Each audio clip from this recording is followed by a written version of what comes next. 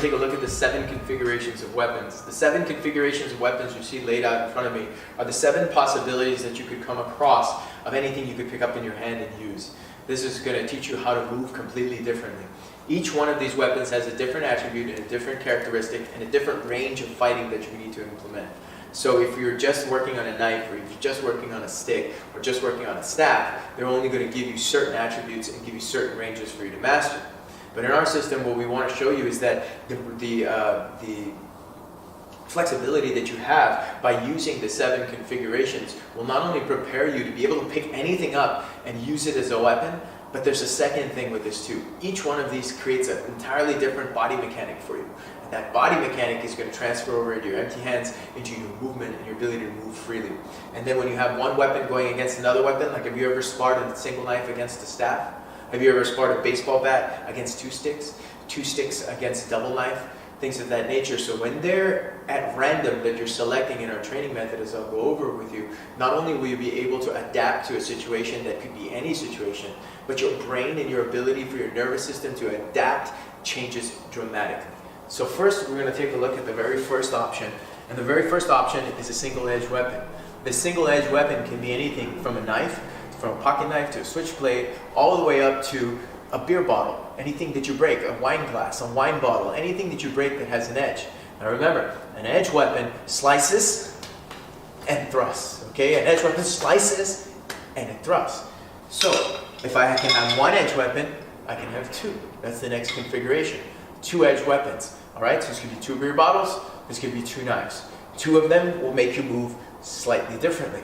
It brings out another different mechanic. From there, moving on, we have a single blunt weapon. Okay, this is anything that you hold in your hand. Then now we use a stick for training, but this could represent a pot, a pan. This could represent a tire iron. This could represent a tennis racket. Anything that you hold with one hand that you can wield, that's a blunt weapon. That's a single stick. Okay, that's going to be over here. Next configuration, we have one long and one short, or we call it spadidaga. Okay, so this is going to be your stick. And this is going to be your knife, okay? So maybe a beer bottle over here, and maybe a tire iron over here, something of that nature. Anything in which you can wield with one hand long, and the other hand is thrusting. So this is going to be thrusting and slicing, while this is going to be whipping and smashing, okay? Moving on, the next one we have over here is Sinawali, okay? Anything of 2 equal lengths, okay? This could also be Sinawali with the double dagger for you too, if it's of equal length. So over here, how would we get this? This could be 2 sticks, or this could be a pool cue that you cracked over your leg, and now you have 2 of them of the same kind, and now this will give you a different movement that'll come out of that. Next, moving forward, we have what's called dos manos. Dos manos, baseball bat, maybe a samurai sword. Not many samurai swords walking around these days, but baseball bats are everywhere, okay? Or anything that requires 2 hands to wield. So that using 2 hands to wield this, using two hands to wield this, that's what that's going to be like. And that could also be a stick, that could also be a chair for you. A chair requires 2 hands to hold. So how do we use 2 hands to fight? That's dos manos.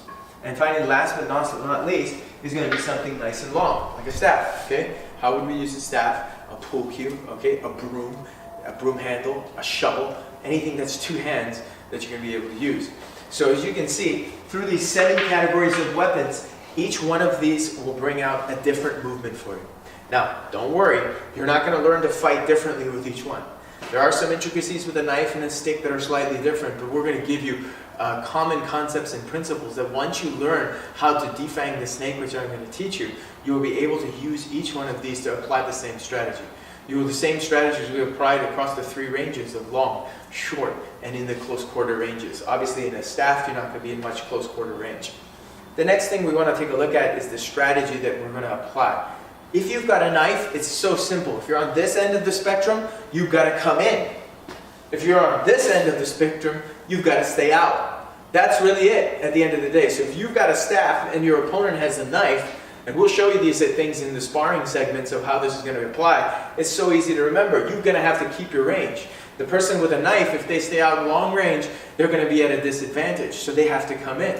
So similarly, you will learn then to see, okay, do I come in or do I go out? What's that strategy going to be? And that strategy is going to be predicated by the length of your weapon.